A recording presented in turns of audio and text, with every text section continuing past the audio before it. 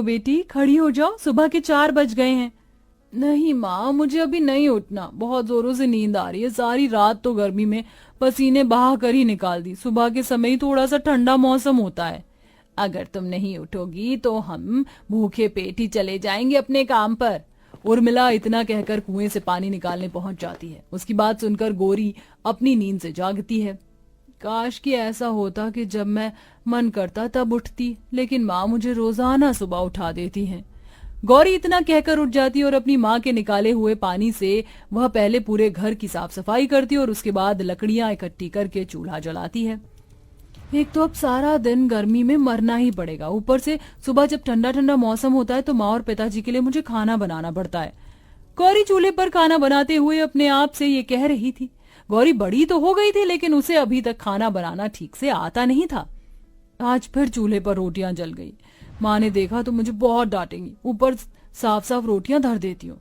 गौरी ऐसा सोचने के बाद रोटी को प्लेट में थोड़ी बहुत साफ बनी हुई रोटियां ऊपर कर देती है और जली हुई रोटियां नीचे कर देती है, जिसके बाद वह अपनी माँ और अपने पिता को खाना देने जाती है। माँ, आप खाना खा लो, उसके बाद मैं आप लोगों के लिए और खाना बना दूंगी, काम पर भी खा लेना।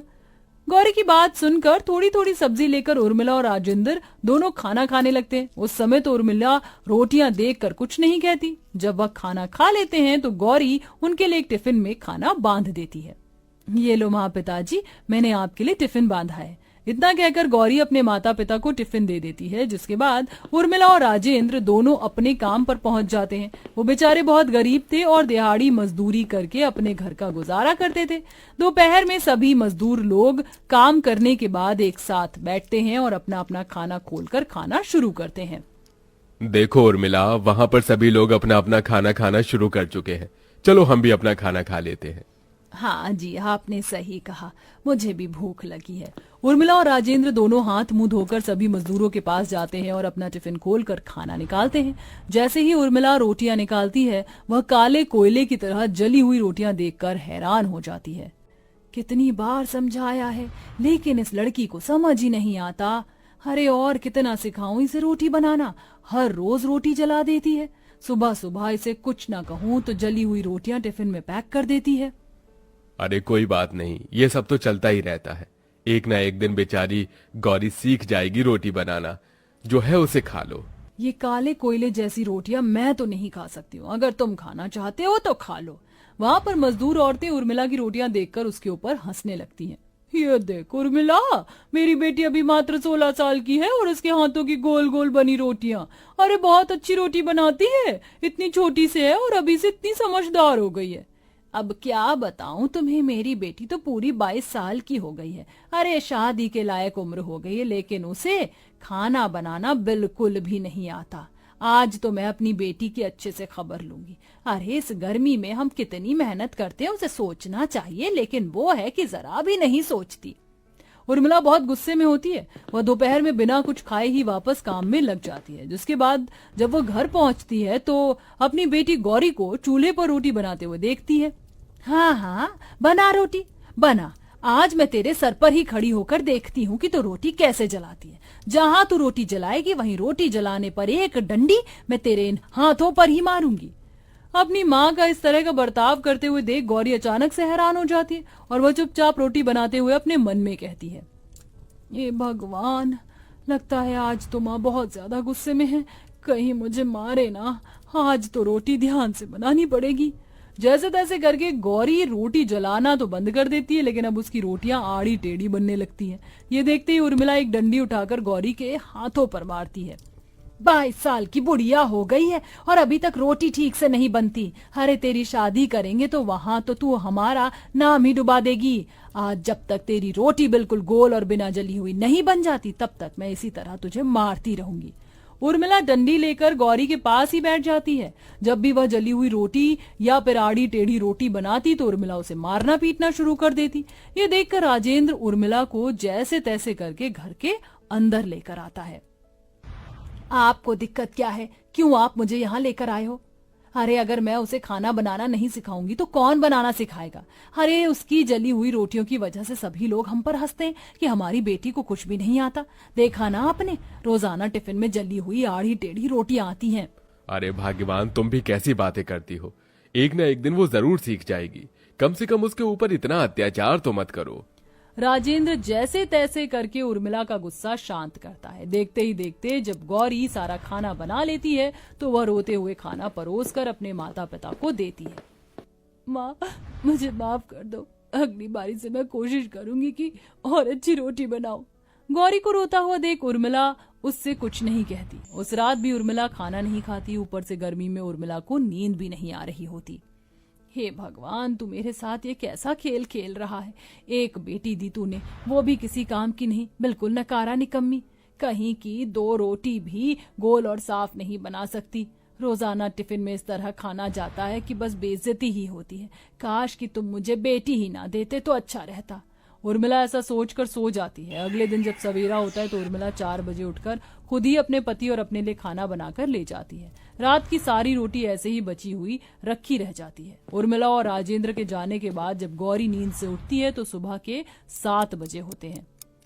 अरे ये क्या, माँ और पिताजी काम पर चले गए, उन्होंने आज मुझे उठाया भी नहीं। ये सब मेरी ही वजह से हो रहा है। लगता है माँ अपना और पिताजी का खाना बनाकर चली गई, पर उन्होंने मेरे लिए कुछ नहीं बनाया। कोई बात नहीं, मैं रात की बची हुई रोटी ही खा लूंगी। गौरी घर के काम करने के बाद जब रात की बची हुई रोटियां खाने जा रही होती है तभी उसके घर पर एक बूढ़ी औरत भिखारी के रूप में आती है। कोई है तो मेरी मदद करो, कई दिनों से मैंने खाना नहीं खाया, कुछ खाने को दे दो। बूढ़ी औरत की आवाज सुनकर गौरी अपना बचा हुआ खाना घर के बाहर ले आती है। ये लो अम्मा, खाना खा लो। बूढ़ी औरत उसका दिया हुआ खाना खाती है।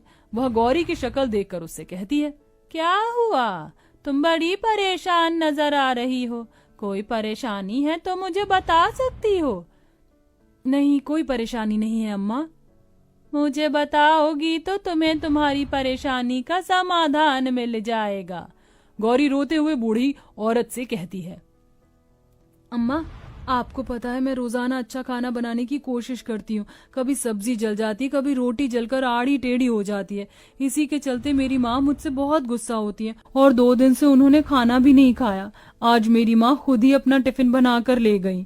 अच्छा ये बात है, अगर तुम्हारे घर में कोई टिफिन है तो उसे लेकर आओ। बूढ़ी औरत के कहने पर गौरी घर के अंदर से एक टिफिन लेकर आती है जो कि स्टील का होता है। गौरी वह स्टील का टिफिन बूढ़ी औरत को दे देती है। बूढ़ी औरत उस टिफिन को पकड़ के अपने मन ही मन कुछ गुनगुनाती है। इसके बाद वह टिफिन गौरी को दे देती है। आज के बाद जब भी तुम कोई खाना बनाओगी तो इसी टिफिन के अंदर खाना पैक करके अपनी माँ और पिता को देना। बूढ़ी औरत इतना कहकर गौरी को टिफिन पकड़ाकर वहां से चली जाती है। सारा दिन गौरी बूढ़ी औरत की बातों को ही सोचती रह जाती है। शाम को जब गौरी के माता पिता आ जाते हैं तो वह उन्हें अपने हाथों का बना हुआ खाना खिलाती है, लेकिन उर्मिला उसके हाथों का बना हुआ खाना नहीं खाती। अगले दिन जब सवेरा होता है, अपनी माँ के उठने से पहले ही गौरी उठकर उनका टिफिन बनाना शुरू कर देती है। वह खाना जैसे तैसे करके बना लेती है और उसे टिफिन में पैक कर देती है। माँ मुझसे नाराज मत हो, ये मैंने खाना आपके लिए बनाया है, ये आपको बहुत स्वादिष्ट लगेगा, इसे समय पर खा लेना, ये लो टिफिन। इस तरह गौरी के हाथों से टिफिन लेकर उर्मिला अपने पति राजेंद्र के साथ काम पर पहुंच जाती है। दोपहर तक काम निपटाने के बाद जब उर्मिला मायूस मन से टिफिन खोलती है तो उसे टिफिन में बहुत स्वादिष्ट खाना और गोल गोल सुंदर रोटी दिखाई देती है। अरे वाह, ये तो बहुत सुंदर और स्वादिष्ट खाना लग रहा है। देखने में इतना अच्छा है तो खाने में कितना अच्छा होगा। उर्मिला खाना खाकर बहुत खुश होती है और साथ में वह सभी औरतों को दिखाती है अपनी बेटी के हाथों का बना हुआ खाना। आखिरकार मेरी बेटी ने खाना बनाना सीख ही लिया। ये देखो शकुंतला, मेरी बेटी तुम्हारी बेटी से भी अच्छा खाना बनाती है, चलो खा कर देखो। दूध होने वाले उर्मिला वहां सभी औरतों और आदमियों को खिलाती है। सब लोगों को खाना बहुत पसंद आता है। उर्मिला शाम को घर वापस लौटती है तो वह अपनी बेटी को गले से लगा लेती है। शाबाश बेटी, आज तो टिफिन खोलते ही बहुत अच्छा लगा, तूने तो दिल खुश कर दिया। ऐसे ही खाना बनाना सीख ले, आगे ससुराल में काम आएगा। ये सुनकर गौरी बहुत खुश होती है। इससे उसे ये पता चल जाता है कि वह टिफिन अब कोई मामूली नहीं बल्कि जादुई टिफिन हो गया है। अभी जो मैंने खाना बनाया है वो भी तो जला हुआ है। एक काम करती हूँ, पहले इस टिफिन में रखती हूँ और उसके बाद उसे टिफिन से निकाल लूंगी। अपनी माँ का लाया हुआ टिफिन वापस लेने के बाद गौरी उसमें अपना बनाया हुआ खाना रखती है और उसे बंद कर देती है। फिर जब वह उसे खोलती है तो वो खाना बहुत स्वादिष्ट बन जाता है और साथ में रोटियां गोल गोल हो जाती हैं और बिना जली दिखने लगती हैं। ये तो चमत्कार ही हो गया। जली हुई आड़ी टेढ़ी रोटियां इतनी सुंदर और गोल गोल दिखाई दे रही है। अब तो मैं माँ को हमेशा खुश कर दूंगी। इस तरह गरीब बेटी का जादुई टिफिन उसकी माँ को स्वादिष्ट खाना खिलाता है और उसकी सभी परेशानी को दूर करता है। तो वहीं अब उर्मिला भी अपनी बेटी से खुश रहने लगती है।